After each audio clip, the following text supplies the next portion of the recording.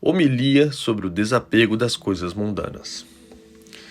Temia, meus irmãos, ao repreender-vos sempre com muita firmeza, tornar-me um fardo a cada um de vós, assemelhando-me a um homem que fala com mais liberdade do que convém a um estrangeiro, ou alguém sujeito às mesmas imperfeições. Mas as reprimendas que me permito dedicar-vos apenas reanima o amor que tendes por mim. Os golpes dos meus discursos parecem acender ainda mais o vosso ardor, e nisso não há nada de surpreendente. Sois sábios nas coisas espirituais, e assim diz Salomão nos Provérbios: repreenda o sábio, e ele vos amará. Provérbios 9:8. Por isso, caríssimos, volto à mesma exortação, já tantas vezes pronunciada, a fim de vos arrancar das garras do diabo, pois o inimigo da verdade ataca-nos todos os dias e por todos os lados, tanto pela força quanto pelas artimanhas das mais vis. Ele nos combate, como sabeis, pelos nossos próprios desejos, servindo-se das nossas fraquezas para nos prejudicar. Porém, como o seu poder está sujeito às leis indissolúveis, estabelecidas pelo Senhor, não é permitido ao espírito maligno destruir totalmente o gênero humano. Deste modo, ele se vale das nossas imprudências para nos impor sua vitória. E da mesma forma como os malfeitores e os bandidos que enriquecem apropriando-se daquilo que pertence aos outros, estão acostumados, quando não podem vencer simplesmente pela força, a armar emboscadas nas partes mais escuras e sombrias dos caminhos, escondendo-se dos viajantes que são atacados de súbito, ainda antes que os possam perceber. Nosso pior inimigo age da mesma forma. Satanás esconde-se nas sombras das volúpias mundanas que, no caminho da vida, são próprias para ocultar suas brigadas que nos cercam, a fim de se lançar sobre nós inesperadamente, plantando em nossos pés as armadilhas da perdição. Devemos, portanto, estar atentos se desejamos percorrer o caminho desta vida em segurança, oferecendo a Jesus Cristo nossos corpos e nossas almas livres de qualquer mácula, sem que sejam desfiguradas por qualquer ferida vergonhosa. É necessário manter os olhos da alma bem abertos, suspeitando de todas as coisas que possam nos seduzir e passando por elas rapidamente, sem elas se apegar, sem que tomem conta dos nossos pensamentos e dos nossos desejos, ainda que as riquezas estejam prontas a cair nas nossas mãos. Quando a vossa riqueza prosperar, disse Davi, não ponhais nela vosso coração. Salmo 62. E mesmo que a terra nos produza toda sorte de delícias e nos mostre tendas suntuosas, lembremos daquilo que nos disse São Paulo. Nossa vida é no céu, donde esperamos o Senhor Jesus. Filipenses 3:20. Mas ainda que passemos nossos dias em festins, banquetes, jogatinas, danças ou concertos de músicas, vaidade das vaidades, diz o sábio, tudo não passa de vaidade. Eclesiastes 1:2. Às vezes, o pecado também pode a nós se apresentar em belos corpos habitados por almas corrompidas. Fuja do pecado como se foge de uma serpente, diz o sábio. E também nos oferece principados, poderes, tropas de criados que nos sirvam, comitivas de aduladores que nos aplaudem, promessas de algum trono brilhante e elevado, pelo qual avalam-se voluntariamente nações e cidades. Toda criatura é como a erva e toda a sua glória como a flor dos campos. Isaías 46. Disse o profeta: em verdade, debaixo de todas essas enganações esconde-se o inimigo comum, esperando que, seduzido pelas coisas visíveis, nos desviemos do caminho reto, atraídos para a sua emboscada. É preciso temer que caiamos nas suas armadilhas, que sejamos persuadidos de que os prazeres que a nós se apresentam não são de todos perigosos. Não engulamos o anzol escondido numa isca e em seguida, em parte por nossa vontade, em parte pela violência da necessidade, sejamos acorrentados aos objetivos sensíveis e, por fim, a volúpia nos encerre na temível caverna do bandido, isto é, a morte. Deste modo, meus irmãos, é útil e necessário a todos nós prepararmos como os viajantes, buscando de toda forma tornar nossas almas mais leves, apressando-nos sem nos desviar por um instante pelo caminho reto que nos levará à salvação. E que ninguém se acuse de inventar palavras novas, por chamar a vida do homem de caminho. Pois o profeta Davi assim o fez. Felizes os íntegros em seu caminho, os que andam conforme a vontade do Senhor. Também ele, rogando ao Senhor, disse: afasta-me do caminho da mentira e dá-me a graça da tua vontade. Escolhi o caminho da verdade e me conformo com as tuas normas. Salmo 119. Para agradecer a Deus pela ajuda imediata contra os seus inimigos, tocando sua harpa em um tom de alegria, disse: há outro Deus além do nosso? Ele me cinge de força, que tornou meu caminho puro e inocente. Salmo 18.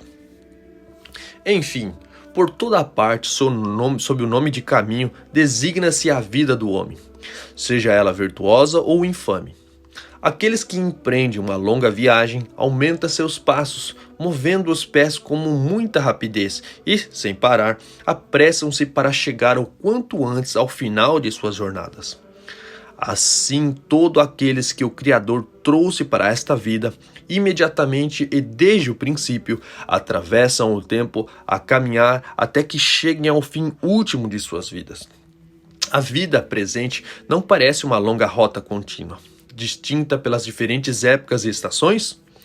Entra-se nesta rota no momento em que se deixa o ventre da mãe e chega-se ao fim dela quando se desce à sepultura, onde invariavelmente, cedo ou tarde, todos chegaremos. Pode-se evitar, caso se queira, os caminhos que conduzem de uma cidade a outra. Porém, o caminho da vida, ainda que se queira dilatar ou mesmo abreviar, terá o prazo marcado pelo Senhor. Sim, meus irmãos, no momento em que entramos pela porta que conduz a esta via, só nos resta absolutamente chegar a seu fim. Cada um de nós, a partir do momento em que deixou o seio materno, liga-se ao curso do tempo, deixando sempre para trás cada dia vivido, sem poder voltar ao dia que passou. Alegramo-nos à medida que avançamos. Encantamo-nos quando transportados de uma época a outra, como se adquiríssemos algumas vantagens. Enchemo-nos de alegria ao passar da infância à idade adulta, até chegar à velhice. Jamais paramos para pensar que cada dia vivido, na verdade, encurta a nossa vida. Parecemos não sentir que ele se dissipa a cada instante. Enfim, não a medimos senão pelo tempo que passou, sem dar atenção ao que é incerto, pois não sabemos qual a quantidade de tempo que nos fará concedidos para seguir nosso caminho, até que as portas se abram a cada um de nós. Devemos, então, estar sempre preparados para partir e guardar vigilantes o beneplácito do Senhor. Tende os lombos cingidos e as lâmpadas acesas. Sede semelhante aos que esperam seu Senhor voltar nas núpcias, a fim de que, quando ele chegar e bater, seja-lhe logo aberta a porta. Felizes os servos que o Senhor, à sua chegada, encontra vigilantes. Lucas 12, verso 35 a 37. Não examinemos com a devida atenção quais as cargas mais leves para essa nossa viagem, ou seja, quais as coisas mais úteis a estas e também a outra vida. Também somos negligentes no exame das cargas pesadas, ligadas a este mundo, que devido à sua própria natureza, não podem acompanhar seus donos quando esses passarem pela porta estreita. Conferir Mateus 7, verso 13 a 14. Na ignorância, abandonamos aquilo que seria preciso colher, para colhermos aquilo que se deveria abandonar. Acabamos por desconhecer as coisas que conheceríamos poderiam ser absorvidas, que poderiam ornamentar a nossa alma e também o nosso corpo. Porém, se desviamos os olhos para as coisas que nos servem apenas para nos cobrir com uma perpétua infâmia, percebemos quanto esforço é feito para amontoá-las, esforço este que nos ocupa com trabalhos inúteis, tal como aqueles que vivem de ilusões e dedicam-se a encher um barril furado. Creio que até mesmo as crianças saibam que os objetos mais agradáveis desta vida não têm donos, embora, curiosamente, são esses mesmos que os homens buscam com tanta paixão. Tais objetos são alheios tanto daqueles que os apreciam quanto daqueles que deles são absolutamente privados. Pois ainda que haja alguns que venham acumulados muitas riquezas nesta vida, sabemos que não permanecerão com elas para sempre. Por mais que as escondam, elas acabam a desaparecer, passam a outras mãos. Quando não é assim, chega-se a hora da morte e é preciso abandoná-las de forma definitiva. E aos que ficam diante dessas inevitáveis separação, restará apenas passar os olhos nas suas riquezas, lembrar-se das duras penas vividas para acumulá-las e, por fim, considerar que passarão a outros, deixando apenas o lamento de terem sido consumidos pelo trabalho a fim de enriquecer, além de contaminados pelo crime da avareza. Quando um homem possui várias propriedades, magníficos palácios, numerosos rebanhos de todas as espécies, enfim, enquanto se está envolto por todo o poder humano, jamais se julgará vantajoso à eternidade. Mas isto é nada mais do que apegar-se a ilusões, pois podem ser considerados ricos por algum tempo, mas não demorarão a ver todos os seus bens cedidos aos outros, tendo que se contentar apenas com alguns palmos de terra. Muitas vezes, mesmo antes de serem enterrados no túmulo, verão toda a sua propriedade passar a estranhos, guisa a seus inimigos.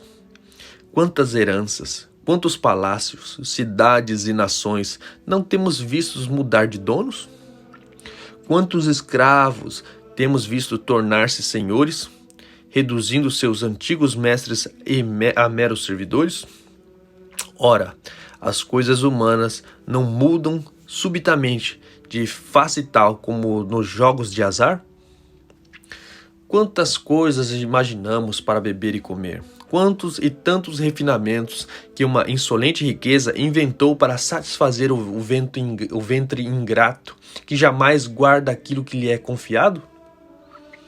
Enquanto ficamos constantemente ocupados em lhe servir, teremos tempo para dedicar a nós mesmos?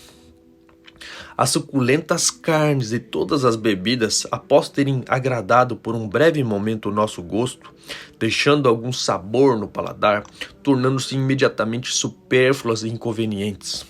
Apressamo-nos a expeli-las porque colocariam a nossa vida em risco, caso permanece nas nossas entranhas. Em verdade, a intemperança tem causado a morte de um grande número de homens, ou, pelo menos, tem sido incapaz de garantir qualquer coisa boa para o futuro. Os comércios vergonhosos, as indecências e imoralidades, todo o excesso aos quais nos levam as raias da concupiscência, não causam, de fato, um dano manifesto à nossa natureza? Não mudam nosso temperamento, consumindo nossas forças? Depois de ter saciado desejos infames, quando o crime consumado diminui a paixão e a alma volta-se a si mesma depois da embriaguez, na calma ela reflete sobre o abismo onde se meteu, arrependendo-se de seus excessos, porque sente que o corpo está abatido e fraco, incapaz de cumprir suas funções habituais. Eis porque os treinadores prescrevem leis severas aos jovens atletas, protegendo seus corpos da volúpia, não lhe permitindo sequer olhar os rostos das belas mulheres, se desejosos tiverem de coroar sua cabeça e sagrarem-se campeões, visto que, sem dúvida, os excessos não os levarão à vitória. Pelo contrário, farão com que se expostos tão somente ao ridículo. farão com que sejam expostos tão somente ao ridículo. Devemos, portanto, abandonar e mesmo evitar dirigir os olhos a todas essas coisas vãs que só servem para nos corromper. Por outro lado, ao mesmo tempo, devemos nos ocupar e dedicar toda a atenção a tudo aquilo que para nós é verdadeiro. E se vos perguntarem o que é verdadeiro para nós, respondei-lhes sem hesitar. É a alma que nos dá a vida. O ser espiritual inteligente que não necessita de nenhuma dessas coisas que a sobrecarrega. E o corpo que a alma foi dado pelo nosso Criador como um vínculo para esta vida. Eis então o homem, uma alma unida a um corpo feito exclusivamente para ela. É assim que o sapientíssimo Criador do universo o forma no seio maternal e, então, chegando ao tempo do nascimento, dá-se à luz este homem, constituído para reinar sobre a natureza, submetendo as criaturas para o exercício da sua virtude. Conferir Gênesis 1:28. Desse modo, é imposta a lei para imitar seu Criador, tanto quanto possível, e representar na terra a vida celeste. Assim é para quem deixa este mundo e é chamado ao outro. E ao homem apresenta-se no tribunal do Deus que o enviou para prestar contas e onde cada um receberá retribuição segundo suas obras. O empenho na prática da virtude nos torna mais puros e espontâneos, pois está de acordo com a nossa própria natureza. As virtudes são nossas fiéis companheiras que nunca nos abandonam nem nos desamparam, ainda que possamos pôr dificuldades nesta dura vida, desde que, regrados nossas vontades, não deixemos que os vícios nos sejam introduzidos. As virtudes, portanto, nos servem de guias para nos conduzir à vida eterna, colocando aqueles que as possuem entre os anjos, resplandecendo por toda a eternidade aos olhos de Deus. Quantas riquezas, os poderes, as glórias e as delícias, enfim, todos esses luxos que a cada dia aumentam a nossa insensatez, não entrarão conosco na vida eterna. Ninguém jamais as levará consigo, conforme outrora disse um justo.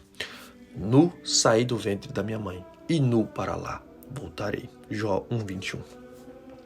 Aquele que é sábio cuidará muito bem da sua alma e jamais negligenciará qualquer meio de conservá-la pura e intacta. Por mais que o corpo sofra a fome ou sede, a frio ou calor, que seja atacado por enfermidades ou qualquer outro mal, nada o incomodará, pois dentre todos os males que possam acometê-los, terá sempre em conta as palavras do apóstolo.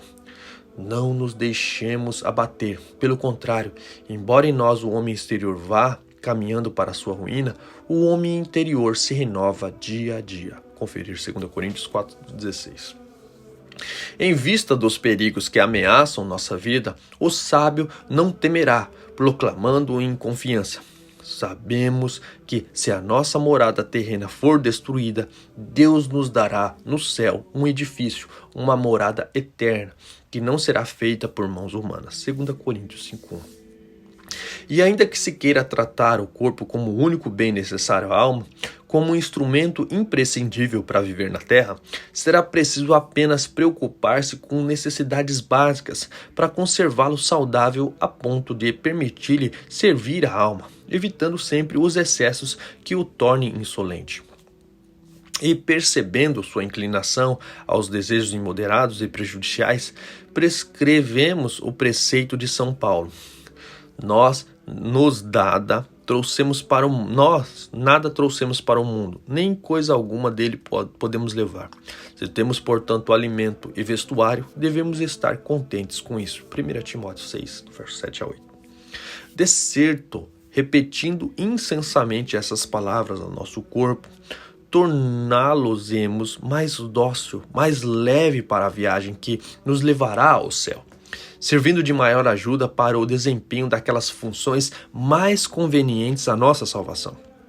Caso contrário, se permitirmos a insolência, permitindo que o corpo se torne obstinado e rebelde como um animal selvagem que, como um pesado fardo, nos atrair de forma violenta para a terra, permaneceremos prostrados e gemendo em vão. E quando nos apresentarmos diante de Deus, quando Ele nos perguntar sobre os frutos da nossa viagem, por Ele concedida, nada poderemos apresentar senão enormes lamentos, já que habitaremos as trevas eternas, acusando os prazeres e as delícias que nos seduziram por nos terem roubado nosso tempo de salvação. Nossas lágrimas serão em vão. Quem vos glorificará no inferno? Salmo 6, diz Davi. Portanto, tenhamos muita cautela para não sermos sufocados pelas vontades que podem nos levar à perdição. Se alguém, deslumbrado com o brilho das riquezas amontoadas injustamente, ou que tenha sujeitado sua alma às inquietudes de natureza infame e lasciva, cuja mancha não é fácil de apagar, ou ainda que tenha caído em outros crimes, que a todos eles renunciem enquanto há tempo, livrando-se dos fardos funestos antes que seja tarde e já se esteja irremediavelmente perdido. Que desgarre o navio antes de ser engolido pelas ondas, lançado ao mar essas mercadorias que sequer nos pertencem. Imitemos os marinheiros que, tendo suas embarcações carregadas, mas ameaçados por uma violenta tempestade, privam-se de uma grande parte da carga a fim de evitar que as ondas possam submergir o navio. E então, o quanto antes e sem vacilar, lançam ao mar o que podem, tornando a embarcação mais leve para se sustentar sobre as ondas, garantindo desta forma a salvação dos homens embarcados. Eis como todos devemos agir. E a nós é ainda mais conveniente, pois eles, quando desfazem de suas mercadorias, tornam-se mais pobres para não perder a vida. Já nós, enquanto mais nos livrarmos das cargas perniciosas, mais enriqueceremos nossas almas, pois ao descarregar nossos pecados, eles deixam de existir, desaparecem diante de nossas lágrimas, substituídos, graça de Deus, pela santidade e pela justiça, que são leves demais para que sejam submersas pelas ondas. Quanto à nossa riqueza, se delas abrirmos mão, longe de serem perdidas, passam para navios mais seguros, isto é, aos mais necessitados. Então chegam com segurança ao ponto de destino onde serão guardadas, tornando-se para nós motivos de glória. Em vista disso, meus irmãos, tomemos a humanidade para nós. Se queremos que nossas riquezas não sejam proveitosas, devemos fazê-las chegar a muitos outros que a receberão com alegria e que as depositarão no seio do Senhor, em cofres invioláveis, onde não há traça nem ferrugem que as corroam, nem ladrões que furtam ou roubam. Mateus 6:20. Façamos que nossos bens se estendam aos mais necessitados. Não desviemos os olhos aos Lázaros de nossos dias. Não lhe neguemos as migalhas que caem de nossas mesas, que são suficientes para saciá-los. Conferir Lucas 16:20. Não imitemos a crueldade do rico mau, para que não sejamos condenados, como ele, às chamas eternas. Pois, ainda que imploremos o socorro de Abraão e de todos os santos, será inútil, pois se o irmão, diz Davi, não redime seu irmão, ou simples homem o redimirá? Ora, não peçais a compaixão que não tivestes com os outros. Não queirais receber as coisas boníssimas quando recusastes repartir outras menores. Desfrutai daquilo que acumulou durante a vida, chorai, então já que não tivesse compaixão de vosso irmão, a quem viste chorar. Eis o que vos dirão, e com muita justiça. Temo ainda que vos digam isso com palavras mais ásperas, pois sereis ainda mais culpados do que o rico mau. Não é para salvar nossas riquezas que desprezamos nossos semelhantes estendidos no chão. Não é para deixá-los aos filhos ou parentes que tapamos os ouvidos às súplicas dos necessitados. No entanto, é para consumirmos em despesas infames,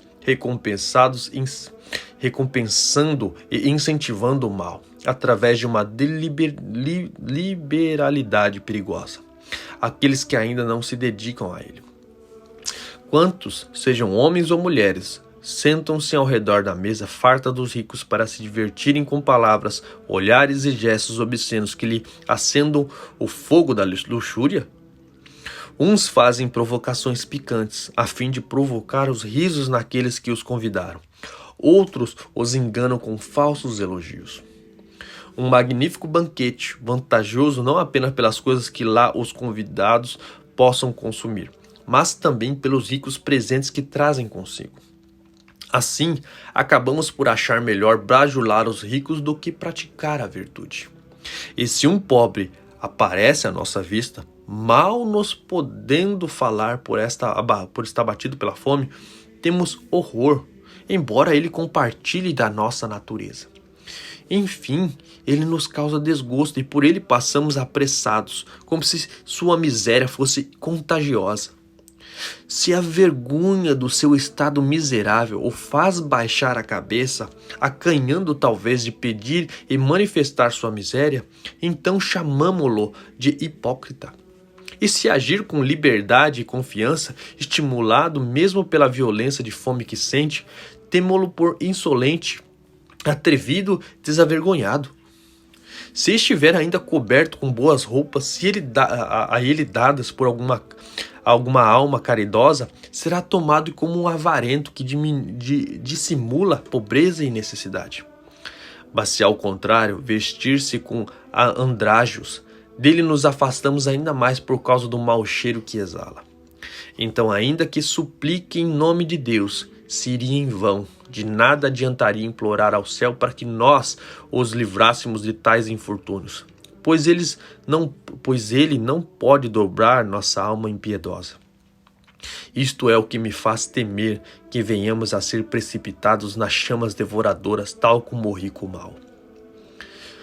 Se o tempo me permitisse, e se tivesse talento para tanto, explicar-vos-ia toda a história do rico do Evangelho, segundo ensina a tradição. Mas é tempo de libertar-vos, pois já vos cansei demais. Se por falha de minha memória e minha boca deixou alguma coisa a dizer, complementai-vos mesmo e aplicai os remédios que julgais mais adequados à vossa alma. Pois as Escrituras nos ensinam: dá ao sábio e ele se tornará mais sábio, ensino justo e sua sabedoria aumentará. Provérbios 9:9. E São Paulo ainda nos diz: poderoso é Deus para encher-vos com toda a graça, para que, tendo sempre em todas as coisas o necessário, tenhais ainda de sobra para todas as boas obras. 2 Coríntios 9:8. Mas para encerrar este discurso, alguns de nossos irmãos me encorajam a falar dos milagres que Nosso Senhor nos fez ontem. De fato, não poderiam passar em silêncio frente à vitória que ele impôs ao demônio, uma ocasião para o regozijo, para cantar os hinos de alegria e glória ao Senhor. O demônio novamente fez sentir os efeitos de seu ódio e, armando-se do fogo, atacou o seio da igreja. Novamente, essa nova mãe comum venceu. Desta vez, voltou contra o inimigo as suas próprias armas, visto que ele não lhe dava outra vantagem além de demonstrar o ódio que lhe consome. Mas um vento contrário conteve a violência impetuosa do nosso inimigo, e o templo nada sofreu. A tempestade levantada pelo espírito maligno sequer pode mover a pedra sobre a qual Jesus Cristo edificou a morada de seu rebanho. Aquele que outrora extinguiu as chamas da fornalha da Babilônia veio a nosso socorro. Quantos não devem gemer o demônio ao ver que todos os seus esforços restam inúteis? Este inimigo irreconciliável fez acender o fogo perto da igreja e as violentas chamas espalharam-se por toda parte, devorando tudo o que sua ira alcançava. E não teria poupado a casa sagrada, fazendo-nos participantes dessa calamidade. Porém, o Salvador rebateu o fogo sobre aquele que o havia acendido, que recebeu a paga merecida pela sua loucura. Esse cruel adversário, o demônio, já havia esticado o arco, mas fora impedido de lançar suas flechas. Ou melhor dizendo, disparou o arco, mas as flechas se voltaram contra a sua própria cabeça, fazendo ele mesmo experimentar as lágrimas amargas que tinham preparado a nós. Além disso, nós mesmos podemos agravar suas feridas, redobrando a sua aflição. Digo-vos como fazê-los caríssimos. Alguns, pela graça de Deus, foram poupados da violência do fogo, mas tiveram salvas apenas suas vidas. Nada mais lhe restou. Nós, que não fomos atingidos pela desgraça, devemos partilhar com eles nossos bens. Devemos abraçar nossos irmãos que, pela graça, tiveram suas vidas preservadas, mas agora se encontram necessitados. Digamos a cada um deles: este teu irmão estava morto, mas já voltou à vida. Estava perdido e foi encontrado. Lucas 15:30. Daremos então roupas para nossos semelhantes vestirem. Consolaremos aqueles que sofreram as desolações do demônio, para que ninguém sinta os efeitos da sua malícia e nem pareça, ainda que ele tenha conseguido impingir algum dano, que o mal tenha sido tão grande e que ele saiba que não triunfou nos seus ataques. Que ele veja que, mesmo retirando os bens dos nossos irmãos, foi derrotado pela nossa generosidade para com aqueles que ele despojou. A vós, irmãos, que escaparam à morte, não vos afligis com o excesso de vossos males. Não vos deixai abater pela desgraça, mas dissipai a tristeza que vos abateis. Fortalecei vossas almas com sentimentos generosos, pois vós triunfastes nas adversidades, e se não perderdes a coragem, estarei mais fortalecidos pela fé. Saireis mais brilhantes do fogo, tal como o ouro puro. E assim confundireis o inimigo, que ficará no desespero por não ter movido uma lágrima, malgrado todos os males que dedicou-vos com sua malícia. Lembremos da paciência de Jó. Dizei a vós mesmos: nu saí do ventre da minha mãe, e nu voltarei. O Senhor deu, o Senhor tirou. Bendito seja o nome do Senhor. Assim seja. Que vossos infortúnios não vos ponham a pensar ou a dizer que não há providência, que tudo governa neste mundo. Tampouco deveis culpar a conduta e os juízos do Senhor, mas lançai os olhos naquele fiel servo de Deus e beneficiai-vos dos seus conselhos. Considerai todos os combates a quem ele adentrou, dos quais ele saiu vitorioso. Todos os que foram lançados pelo demônio, sem lhe poder ferir moralmente. O espírito maligno pode ter arrancado todos os seus bens, e pensava arruiná-los, ou quanto mais com notícias ainda mais deploráveis. Enquanto um mensageiro anunciava uma desgraça, outro chegava anunciando uma ainda maior. Os infortúnios se seguiam como as ondas que se empurram uma às outras. Mal tinha tempo para enxugar as lágrimas, chegava a ele uma notícia que fazia chorar. Semelhante a uma rocha onde batem as ondas, o justo permaneceu inabalável e enviou ao Senhor aquelas palavras cheias de reconhecimento: nu saí do ventre de minha mãe, nu voltarei. O Senhor deu, o Senhor tirou.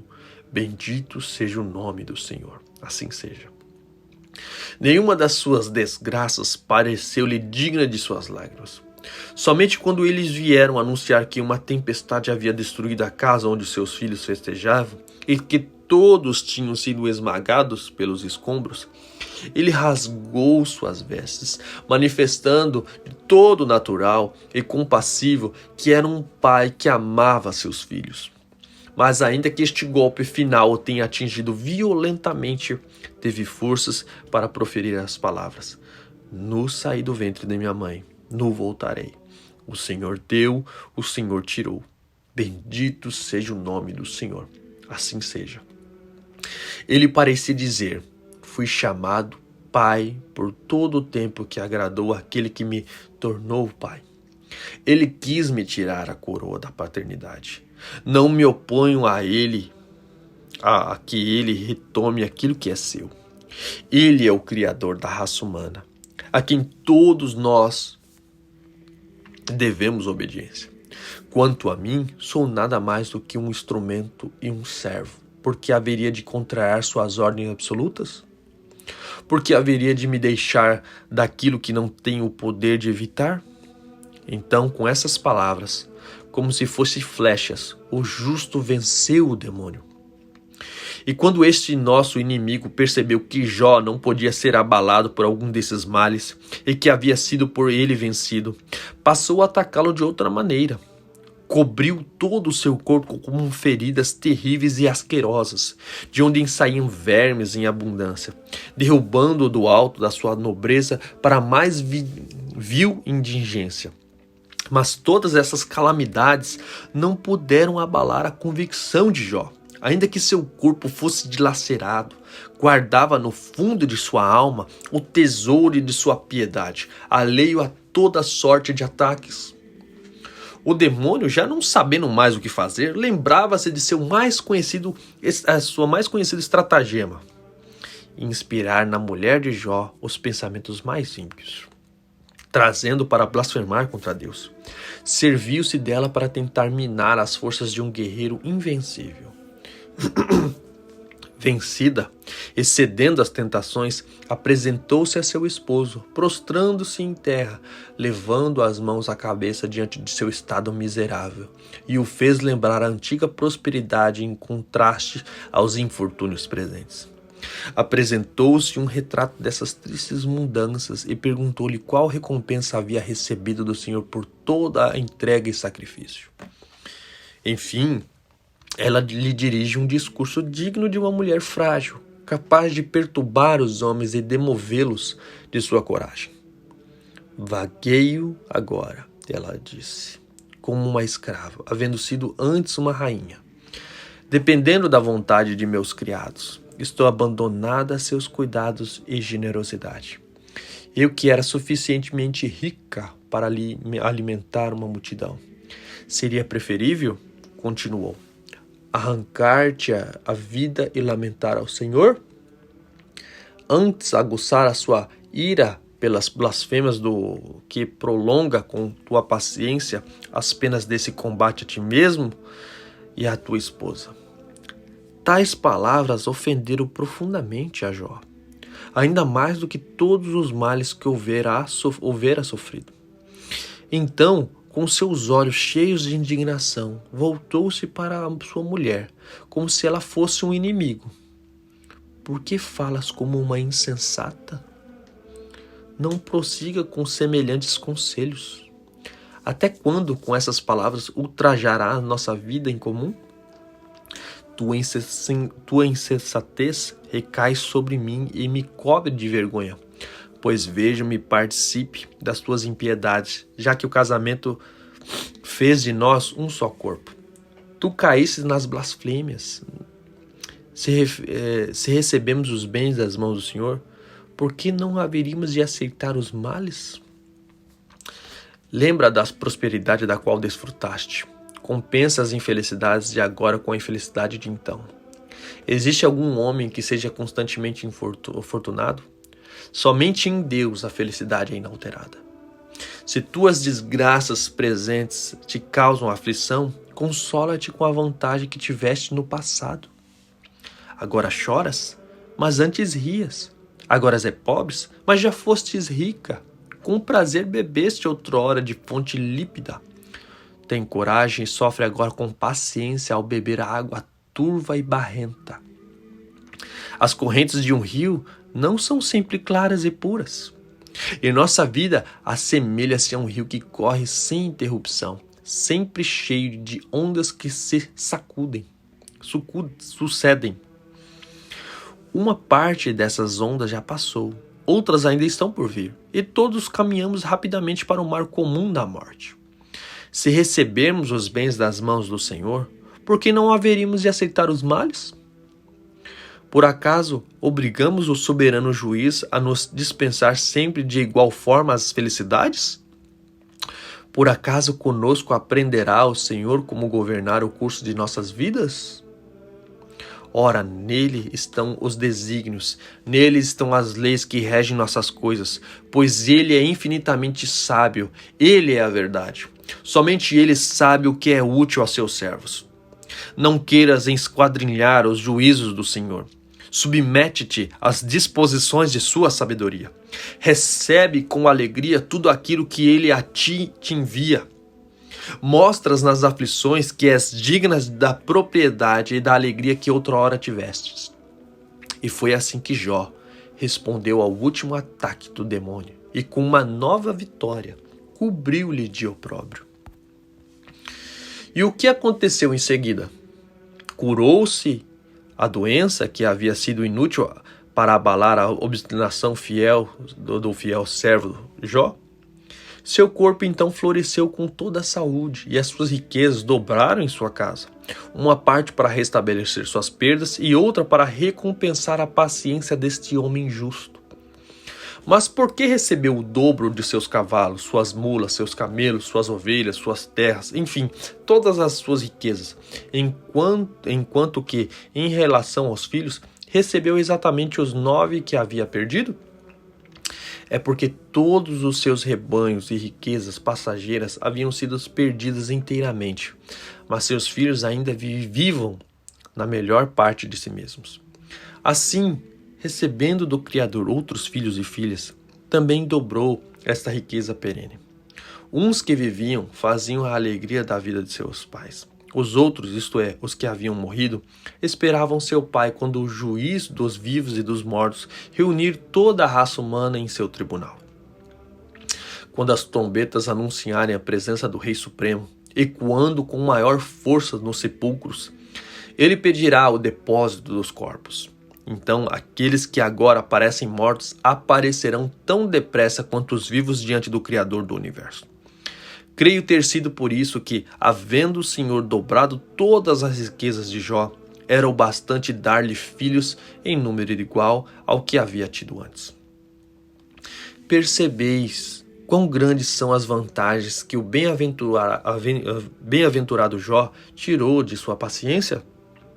Pois aqueles que dentre vós tiverem sofrido qualquer prejuízo causado pelas chamas levantadas pelo demônio, sofram com paciência suas perdas, que as tristezas sejam atenuadas por pensamentos confortantes, como as palavras de Davi.